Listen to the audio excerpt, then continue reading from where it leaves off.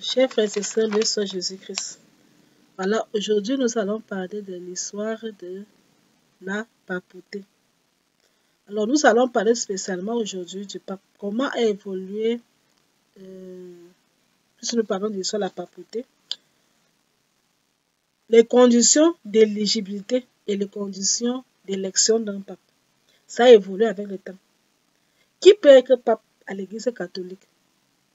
Ce qui se passe aujourd'hui n'est pas ce qui s'est passé avant. Ça a évolué. Qui peut élire le pape? Ce qui s'est passé avant n'est pas la même chose qui se passe aujourd'hui. Comment est élu le pape? Ce qui s'est passé avant n'est pas la même chose aujourd'hui. Dans l'histoire de la papauté, qui est bien l'histoire de l'Église catholique, nous allons donc voir ces trois choses-là. Qui peut devenir pape de l'Église catholique? Comment cela a évolué au fil du temps dans l'histoire de la papauté?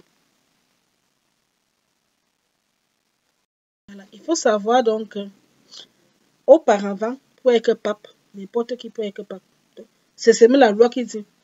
Il suffit d'être chrétien catholique. Il suffit d'être chrétien catholique. Et on devient chrétien catholique par le baptême. Dès que tu es baptisé. Le jour que tu es baptisé, le baptême, on appelle ça le sacrement d'initiation. C'est le tout premier sacrement chrétien. L'Église catholique a 7 sacrements. 7 sacrements.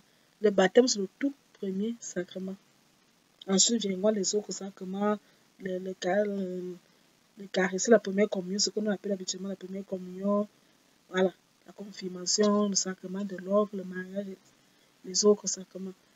Donc le baptême, c'est le tout premier sacrement qui fait de toi chrétien. Voilà. Une fois donc que tu deviens non chrétien, tu deviens non seulement chrétien, mais tu deviens aussi enfant de Dieu, prêtre, prophète et roi, de tout ce que ça englobe. Et tu deviens membre de l'Église catholique. Ce qui justifie que si tu meurs, les prêtres viennent t'enterrer, un prêtre ou un évêque vient t'enterrer. C'est parce que tu es membre de l'Église catholique. C'est le baptême qui fait de toi ton membre de l'Église catholique. Enfin, encore que si tu es à catéchumène au moins, et qu'il arrive que par hasard, tu meurs avant d'avoir reçu ton sacrement d'initiation, ton baptême, le prêtre viendra toujours t'enterrer parce que tu avais ce désir. On appelle ça le désir du baptême. Le prêtre t'enterre. Mais si tu n'étais même pas catéchumène, on ne te considérait même pas comme membre de l'Église. Voilà.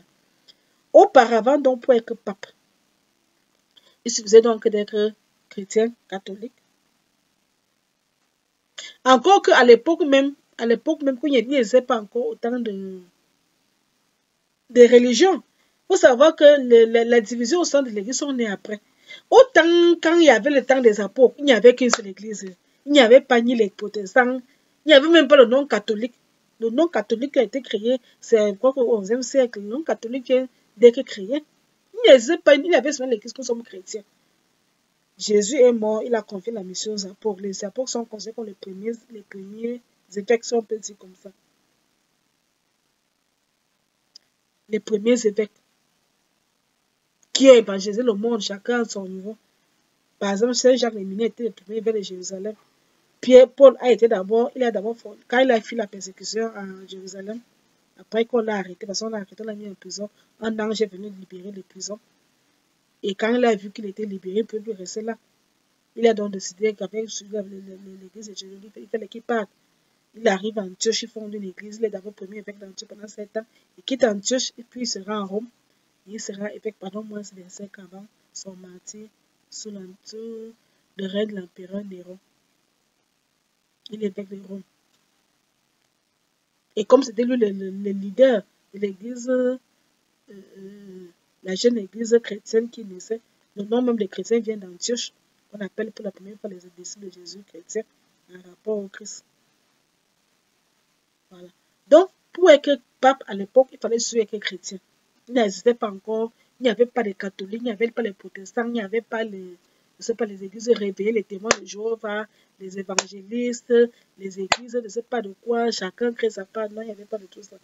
Nous, on était seulement chrétiens, nous suivons Jésus. Il n'y avait qu'une seule église. C'est pour ça qu'on a l'habitude de dire que l'église catholique est la première église au monde. C'est après qu'il a commencé à avoir des divisions. Les orthodoxes sont détachés, les anglicans sont détachés, les gallicans sont détachés. Martin Luther a créé le mouvement protestant.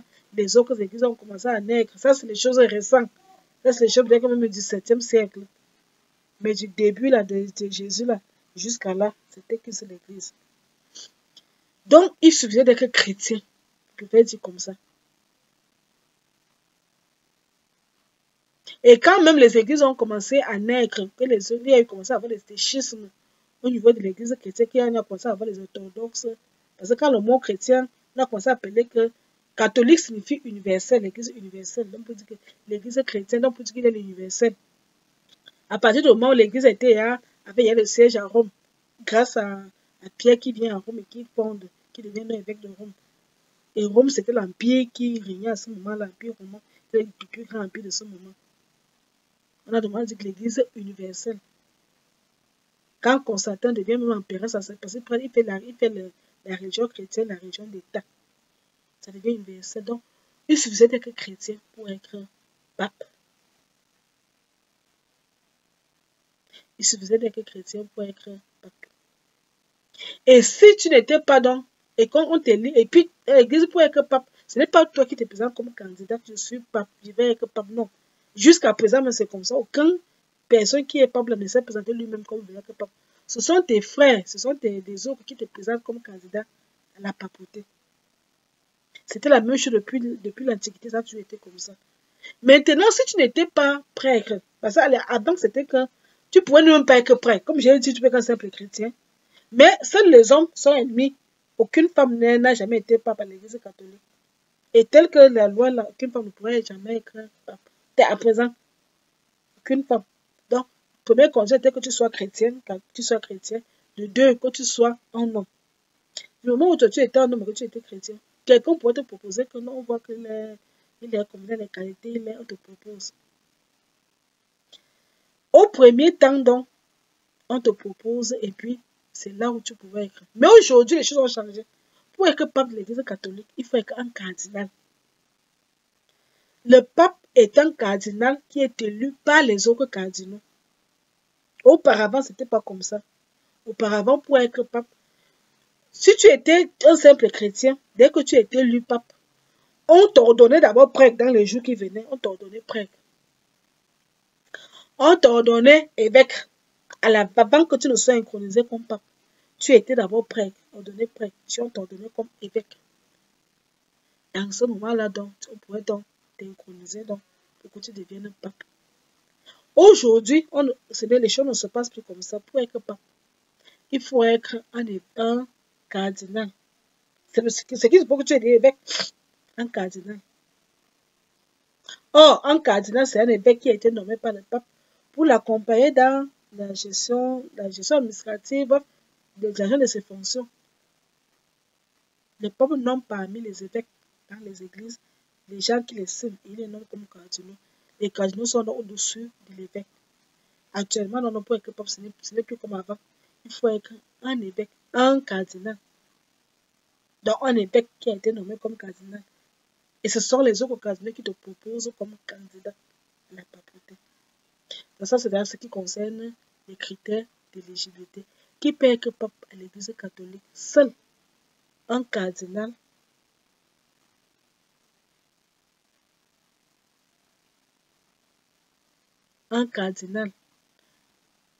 peut être proposé par les autres cardinaux comme pape.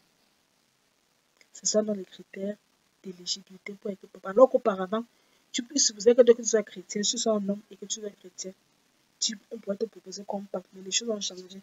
C'est aussi ça fait partie de l'histoire de l'église catholique. Donc les conditions pour être pape. Et pour être cardinal maintenant, tu as traversé beaucoup d'étapes. Ça veut dire que pour être un cardinal, tu es catholique d'abord, chrétien baptisé. Tu as été diacre, tu as été séminariste naturellement. Séminariste, petit séminaire, grand séminaire, diacre, prêtre. Tu as été nommé évêque. Il faut savoir que c'est si c'est l'évêque qui propose la nomination de l'ordination sacerdoce des prêtres, c'est le nom apostolique qui propose dans le pays. Il répète le nom apostolique sur le rôle d'ambassadeur du Saint-Siège dans les pays dans lesquels il est envoyé. Et c'est lui qui propose, après enquête, mais s'il fait l'enquête auprès de la communauté, paroissiale, les clergés, même les laïcs, Je vois que tel peut être nommé comme évêque, propose l'évêque, le pape le nomme comme évêque. Voilà. Une fois que tu es nommé évêque, maintenant, on peut te proposer aussi, naturellement, le nom apostolique peut te proposer comme... Parce que les rapports viennent sur vous là-bas. Quel est l'évêque qu'on juge qui peut accompagner le pape? Il vient. Et puis le pape nomme donc l'évêque. D'ailleurs, on a des évêques, on a des cardinaux qui sont aussi africains. Comme par exemple, on a eu du côté du Cameroun, le regretté, le feu cardinal Christian Tsoumi, qui nous a quittés, paix à son âme, que le Dieu l'accueille dans son paradis, et qui nous espère qu'il est au ciel, et qu'il intercède pour nous. Nous avons le cardinal Robert Sarah, qui est guinéen, qui est très actif ces derniers temps. Nous avons l'autre cardinal qui est congolais.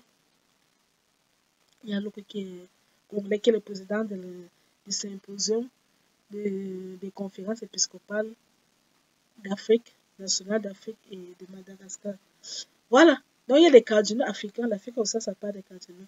Le pape nomme qui il veut, comme il veut, quand il veut. Et même le nombre de cardinaux a évolué. Même le nombre de cardinaux a évolué avec le temps. Au temps du pape Paul VI, on parlait de 120 cardinaux. Mais on a vu avec Jean-Paul II, le nombre a augmenté. Le nombre de personnes, le nombre de cardinaux a augmenté. Donc, pour être pape, les conditions pour être pape aujourd'hui, c'est qu'il faut être un cardinal. C'est-à-dire qu'un évêque nommé par le pape comme un cardinal. Et ce sont tes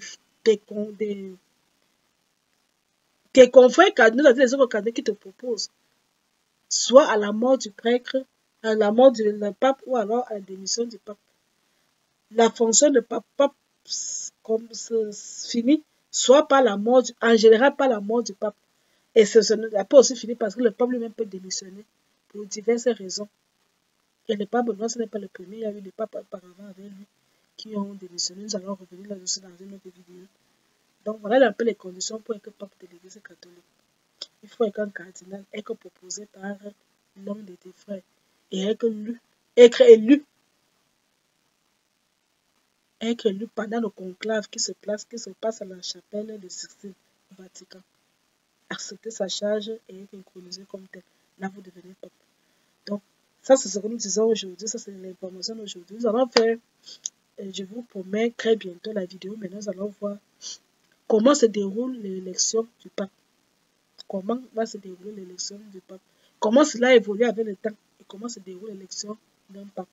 C'est ce que je vous ferai avec la prochaine vidéo sur l'histoire de l'Église, donc l'histoire de la papauté. Parce que je vous ai annoncé la bande-annonce sur l'histoire de l'Église. L'histoire de l'Église catholique. Là, je commence avec l'histoire de la papauté, comment la papauté évolue.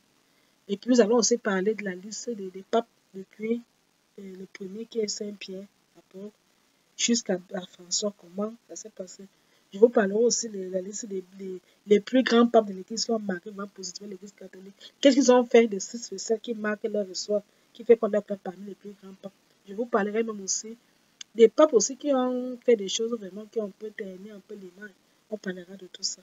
Mais la prochaine vidéo, d'abord, nous allons parler de comment évolue l'élection, comment se passe l'élection du pape et comment cela évolue au fil du temps depuis l'Antiquité jusqu'à nos jours. Donc, que Dieu vous bénisse, à très bientôt pour la prochaine vidéo, surtout sur l'histoire de la papauté.